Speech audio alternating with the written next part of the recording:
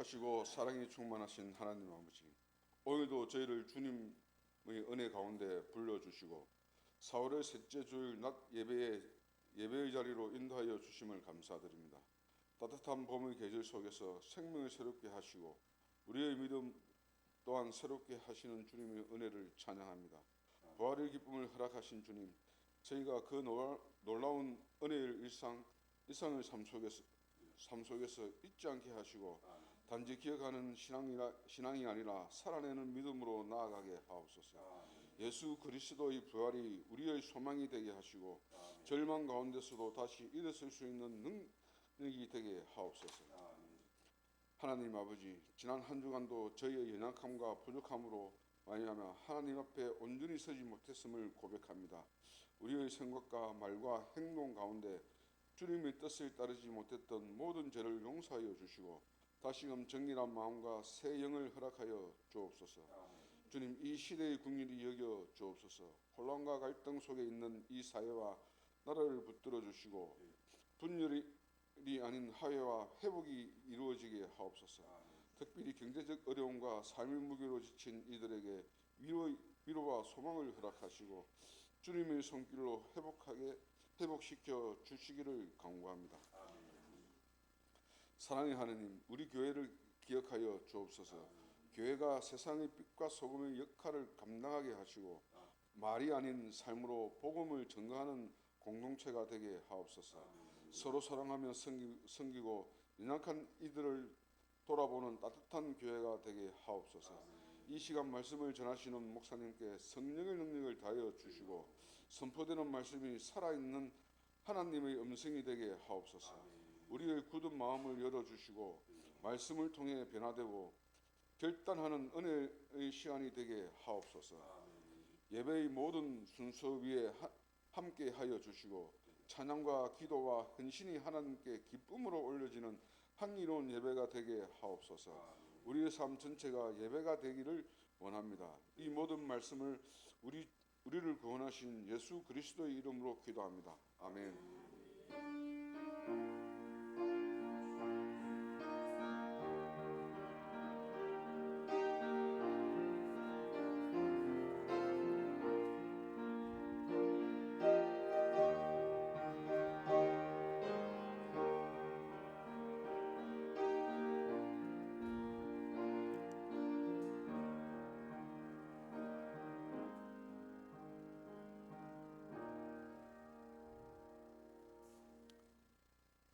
오늘 우리가 함께 은혜 받으실 하나님의 말씀은 에스라 1장 5절부터 11절까지 말씀입니다.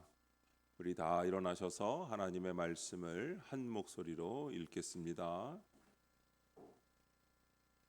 이에 유다와 베냐민 족장들과 제사장들과 레위 사람들과 그 마음이 하나님께 감동을 받고 올라가서 예루살렘에 여호와의 성전을 건축하고자 하는 자가 다 일어나니 그 사면 사람들이 은그릇과 금과 물품들과 짐승과 보물로 돕고 그 외에도 예물을 기쁘게 드렸더라. 고레스 왕이 또 여호와의 성전 그릇을 꺼내니 옛적에 느부갓네살이 예루살렘에서 옮겨다가 자기 신들의 신당에 두었던 것이라. 바사왕 고레스가 창고지기 미드르닷에게 명령하여 그 그릇들을 꺼내어 세워서 유다 총독 세스바살에게 넘겨주니 그 수는 금 접시가 30개요 은 접시가 1000개요 칼이 29개요 금 대접이 30개요 그보다 못한 은 대접이 410개요 그 밖에 그릇이 1000개이니 금, 은 그릇이 모두 5400개라. 사로잡힌 자를 바벨론에서 예루살렘으로 데리고 갈 때에 세스바살이 그 그릇들을 다 가지고 갔더라. 아멘. 다시 세우시는 은혜라는 제목으로 말씀의 은혜를 함께 나누겠습니다. 사랑하는 성도 여러분, 우리는 살아가면서 원치 않지만 무너지는 것을 자주 경험하곤 합니다. 눈에 보이는 것이 무너질 때도 있지만 사실 더 자주 무너지는 것은 눈에 보이지 않는 것들입니다.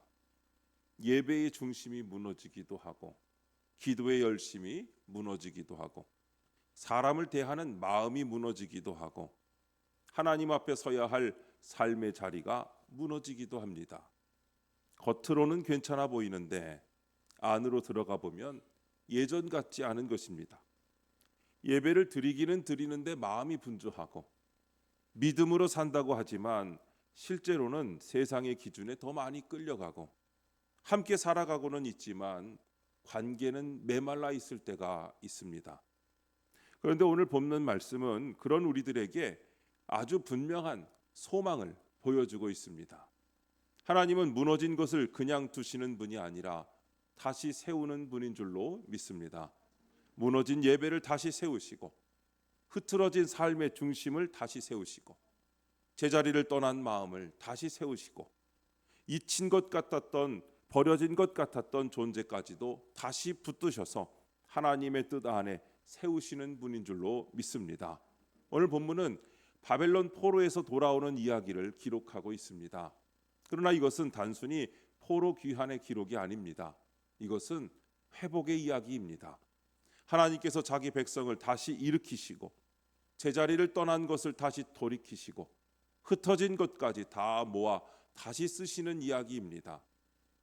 여러분, 무너진 집을 수리할 때도 그렇습니다. 겉벽만 칠한다고 집이 새 집이 되는 것은 아닙니다. 기초가 흔들렸다면 기초부터 다시 잡아야 합니다. 만약에 배관이 터졌으면 그 안을 다시 손봐야 합니다. 마찬가지로 우리의 인생도 겉으로만 번듯하다고 해서 회복된 것이 아닙니다. 예배가 무너졌다면 예배가 다시 세워져야 하고 순종이 무너졌다면 순종이 다시 살아나야 하며 관계가 무너졌다면 화해와 사랑이 다시 흘러야 합니다.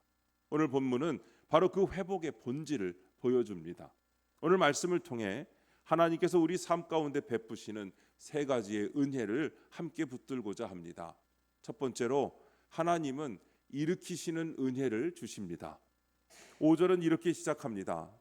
이에 유다와 베냐민 족장들과 제사장들과 레위 사람들과 그 마음이 하나님께 감동을 받고 올라가서 예루살렘의 여호와의 성전을 건축하고자 하는 자가 다 일어나니 했습니다. 여러분, 여기서 제일 먼저 눈에 들어오는 말이 다 일어나니입니다. 그런데 그 앞에 더 중요한 말이 있었습니다. 그 마음이 하나님께 감동을 받고라고 했습니다. 다시 말하면 그들이 먼저 대단한 결심을 해서 일어난 것이 아니라는 겁니다. 하나님께서 먼저 그들의 마음을 움직이셨고 하나님께서 먼저 감동을 주셨고 하나님께서 먼저 안에서 깨우셨기 때문에 그들이 일어났습니다. 이것이 은혜입니다. 신앙생활은 언제나 하나님이 먼저 시작하십니다. 우리가 하나님을 찾기 전에 하나님이 먼저 우리를 찾으시고 우리가 돌아가기 전에 하나님께서 먼저 우리의 마음을 두드리시고 우리가 일어나기 전에 하나님이 먼저 우리를 깨우시는 줄로 믿습니다. 사실 포로 생활을 끝내고 예루살렘으로 돌아간다는 것은 쉬운 일이 아닙니다. 오랜 세월 바벨론에서 살았습니다. 불편했지만 불편한 대로 거기가 이미 익숙해졌을 것입니다. 떠나는 것은 언제나 부담이 있습니다. 새로운 시작은 늘 두렵습니다. 돌아가면 고생이 뻔하고 성전 재건은 더더욱 쉬운 일이 아닙니다. 그런데 하나님이 감동을 주시니 일어났습니다. 계산보다 순종이 앞서고 익숙함보다 부르심이 더 앞선 것입니다. 사랑하는 성도 여러분, 우리도 그렇습니다. 사람은 익숙한 자리를 쉽게 떠나지 못합니다. 비록 그것이 무너진 자리여도 익숙하면 그냥 머뭅니다. 기도가 식어도 예배가 흐려져도 관계가 틀어져도 순종을 미루고 있어도 어느 순간 그것이 익숙해져 버립니다. 그래서 무너진 상태를 무너진 줄도 모른 채 살아가기도 합니다. 그런데 하나님께서 어느 날 말씀으로 마음을 건드리십니다. 이제는 다시 일어나야 하지 않겠느냐? 그 일은 더 미루지 말아야 하지 않겠느냐? 네가 회복해야 할 자리가 있지 않느냐? 하나님은 그렇게 우리의 마음을 흔드십니다. 여러분, 새벽에 알람이 울릴 때를 생각해 보면 알 수 있습니다. 알람이 울렸다고 다 일어나지는 것은 아니지 않습니까? 저도 오늘 새벽에 일어나는데 몸이 무겁고 좀 더 누워 있고 싶은데 야, 오늘 하루만 어떻게 그냥 지나가 버리면 어떨까? 어차피 나오는 사람도 별로 없는데 한번 제낄까? 이런 유혹이 목사라고 안 들겠습니까? 들죠. 그래도 일어나는 사람과 계속 누워 있는 사람이 하루가 완전히 다른 줄로 믿습니다. 일어나는 것이죠. 영적인 삶도 그렇습니다. 하나님이 말씀으로 깨우실 때 일어나는가 아니면 다시 눕는가에 따라서 인생의 방향이 달라집니다. 본문은 몇몇 사람만 일어났다고 하지 않았습니다. 족장들, 제사장들, 레위 사람들, 그리고 성전을 건축하고자 하는 자가 다 일어났다고 했습니다. 그리고 6절을 보면 사면 사람들이 은과 금과 물품과 짐승과 보물로 도왔습니다. 한 사람의 순종이 공동체의 순종으로 이어진 것입니다. 신앙은 혼자만의 결단으로 끝나지 않을 때가 많습니다. 내가 먼저 예배를 회복하면 가정의 분위기가 달라집니다. 내가 먼저 손 내밀면 관계가 풀리기 시작합니다. 내가 먼저 순종하면 주변 사람도 그 길을 보게 됩니다. 내가 먼저 섬김의 자리에 서면 공동체도 살아나는 것입니다. 제가 어렸을 때 시골 외갓집에 가면 아궁이에 불을 붙이는 것을 여러 번 그 옆에서 지켜본 적이 있습니다. 할 때마다 옆에서 참견을 했어요. 왜냐하면 공식적으로 해도 되는 불장난이잖아요. 그 아궁이에다가. 그래서 처음에 신문지 같은 거에 이제 불을 붙여갖고 불씨를 이렇게 넣으면 마른 장작 더미에 불이 붙잖아요. 그리고 거기서 이제 풍구라는 이름이 맞나요? 이렇게 바람을 돌리면 바람이 들어가는 게 있어요. 그걸 거기다 대고 막 이렇게 돌리면 잘못 돌리면 그 불이 꺼지거든요.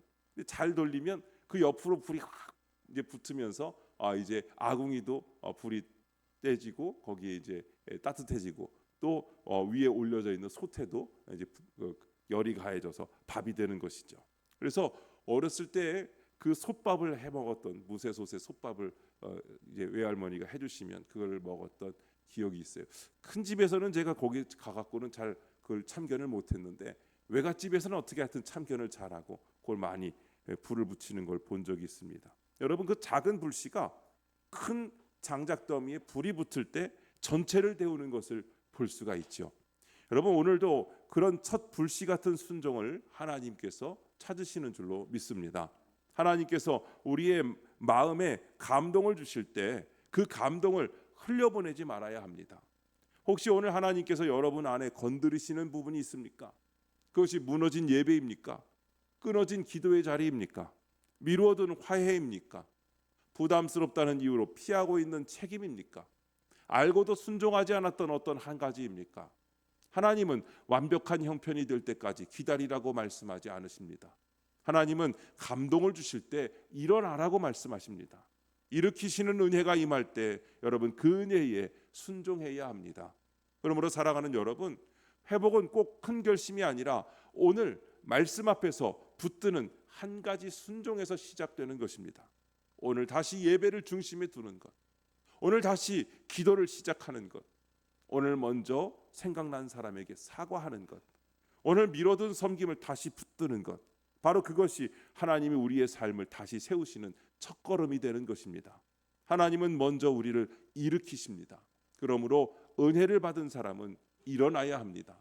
두 번째로 하나님은 돌이키시는 은혜를 주십니다. 7절과 8절은 아주 인상적인 장면을 보여줍니다. 고레스 왕이 느부갓네살이 예루살렘 성전에서 가져다가 자기 신들의 신당에 두었던 성전 그릇들을 꺼내게 합니다. 그리고 그것을 세워서 유다 총독 세스바살에게 넘겨줍니다. 여기서 중요한 것은 단순히 물건을 돌려준 사건이 아니라는 것입니다. 원래 성전에서 쓰여야 할 그릇이 이방 신당에 있었던 것입니다. 제자리를 떠나 있었던 것이죠. 겉으로 보기에는 여전히 금그릇이고 여전히 은그릇입니다. 값이 떨어진 것도 아닙니다. 모양이 망가진 것도 아닙니다. 하지만 제자리를 떠나 있었기에 본래의 목적대로 사용될 수 없었습니다. 이 장면은 오늘 우리의 삶을 너무 잘 비춰주고 있습니다. 성전 그릇은 신당에 있어도 그럴듯해 보일 수 있습니다. 오히려 더 화려해 보였을 수도 있습니다. 하지만 그곳은 그 그릇이 있어야 할 자리가 아니었습니다. 왜냐하면 성전에서 쓰기 위해 만들어진 그릇이기 때문이죠. 사람도 그렇습니다. 세상은 늘 더 화려한 자리를 보여줍니다. 돈을 더 많이 벌 수 있는 자리, 사람들에게 더 인정받는 자리, 남보다 앞서는 자리, 내 뜻대로 할 수 있는 자리, 겉으로 보기에는 그런 자리가 더 좋아 보입니다. 그래서 우리는 거기에 가면 더 괜찮아질 것 같고, 더 가치 있는 삶을 살게 될 것 같고, 더 성공한 사람이 될 것처럼 생각됩니다. 하지만 성도에게 가장 좋은 자리는 세상이 보기 좋은 자리가 아닙니다. 하나님이 주신 자리가 가장 좋은 자리인 줄로 믿습니다. 물고기를 금그릇에 담아두어도 물 밖에 있으면 살 수가 없습니다. 거기에 물이 있어야 되는 것이죠. 반대로 평범한 물 속에 있어도 제자리에 있으면 사는 겁니다. 중요한 것은 화려함이 아니라 제자리입니다. 성도도 마찬가지입니다. 예배보다 일이 앞서기 시작할 때, 순종보다 계산이 앞서기 시작할 때, 사명보다 편안함이 앞서기 시작할 때, 하나님 뜻보다 내 만족이 앞서기 시작할 때 우리 마음은 이미 제자리를 벗어나고 있는 겁니다. 어떤 사람은 성공을 붙잡다가 제자리를 잃어버립니다. 어떤 사람은 돈을 쫓아가다가 제자리를 잃습니다. 어떤 사람은 관계의 상처를 놓지 못해서 제자리를 잃습니다. 어떤 사람은 자존심 때문에 제자리를 잃습니다. 어떤 사람은 바쁨에 밀려 예배의 자리를 잃습니다. 겉으로는 다 괜찮아 보여도 하나님과 멀어지면 이미 제자리에서 벗어난 것입니다. 그래서 하나님은 돌이키십니다. 여러분, 이것이 돌이키시는 은혜입니다.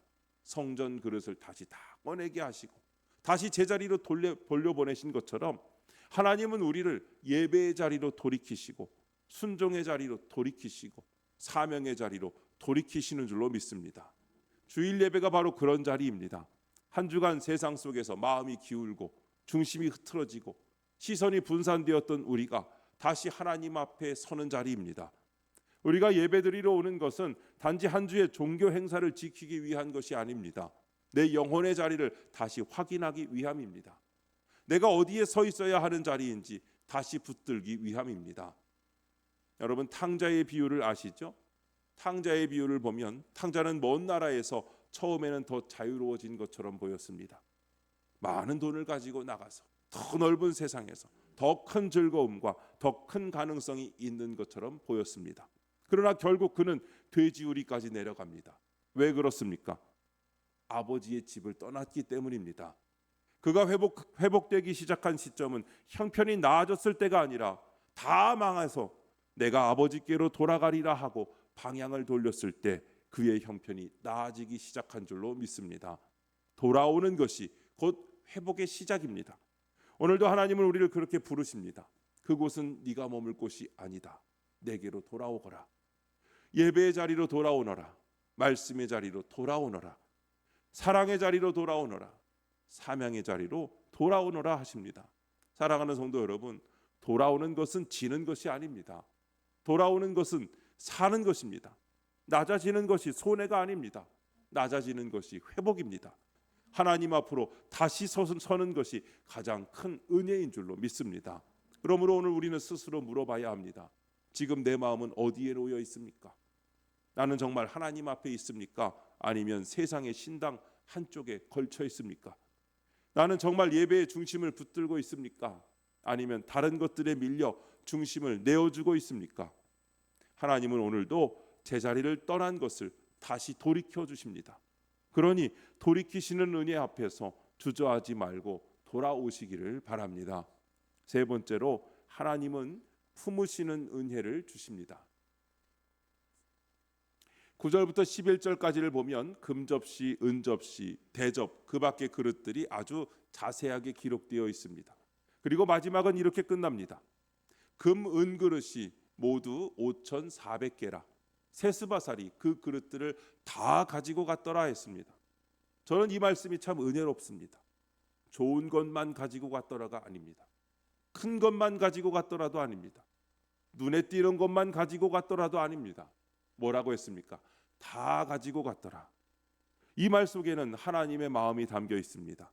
하나님은 당신의 성전을 세우실 때 몇 사람만 데려가시는 분이 아닙니다. 쓸모 있어 보이는 사람만 택하시는 분도 아닙니다. 크고 귀해 보이는 것만 챙기는 분이 아닙니다. 하나님은 다 가지고 가십니다.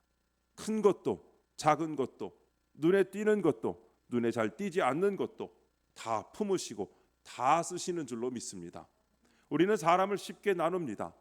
저 사람은 큰 그릇, 저 사람은 작은 그릇, 저 사람은 앞에 설 사람, 저 사람은 뒤에 있어야 할 사람, 저 사람은 많이 배운 사람, 저 사람은 평범한 사람, 저 사람은 귀한 사람, 저 사람은 덜 귀한 사람, 이렇게 사람을 나누는 것이 우리의 습관이죠.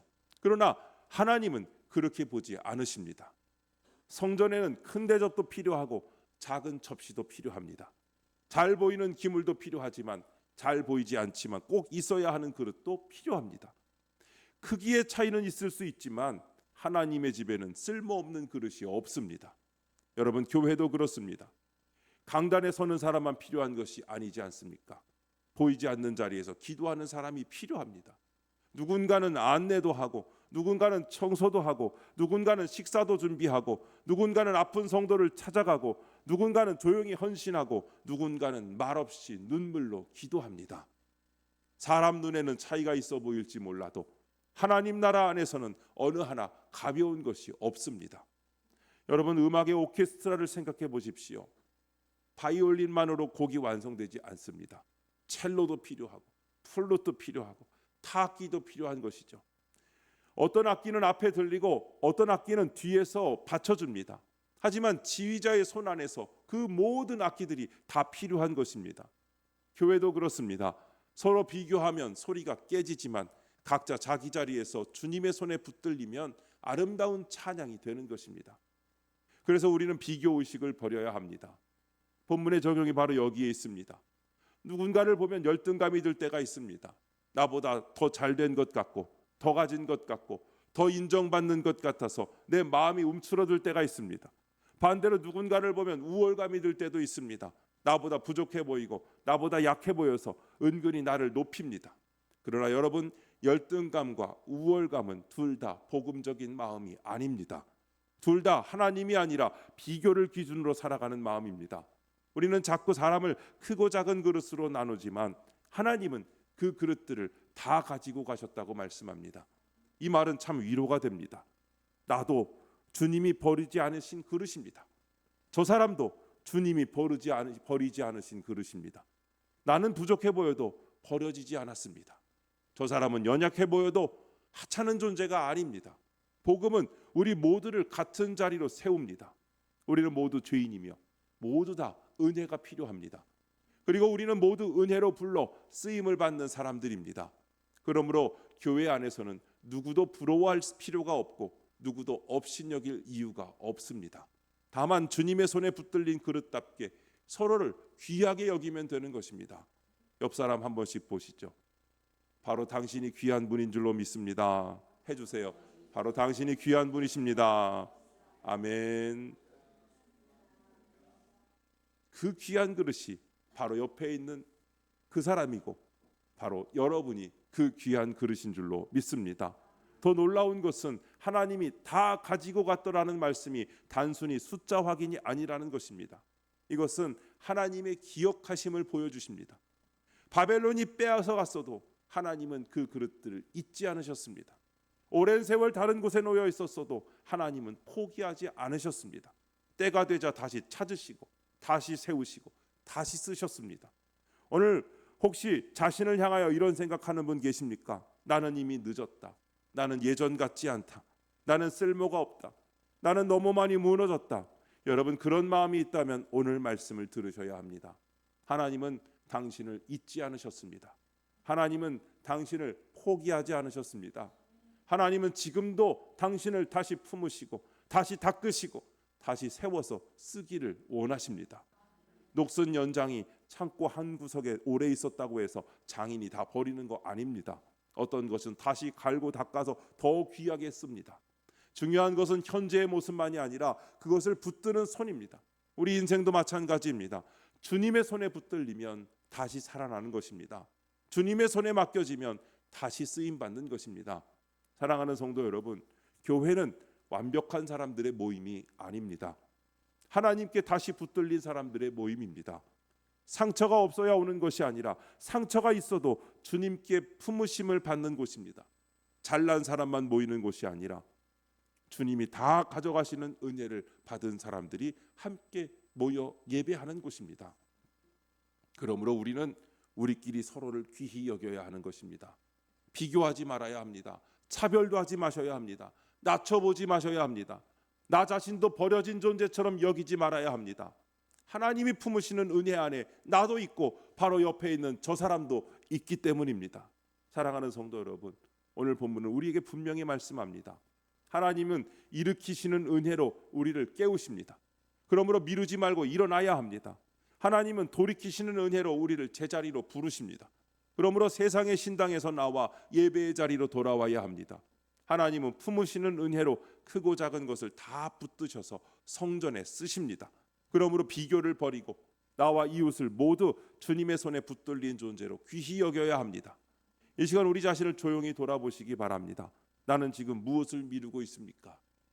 나는 지금 어디에서 제자리를 잃고 있습니까? 나는 지금 누구와 비교하며 내 마음을 흐리게 하고 있습니까? 하나님은 오늘도 우리를 다시 세우십니다.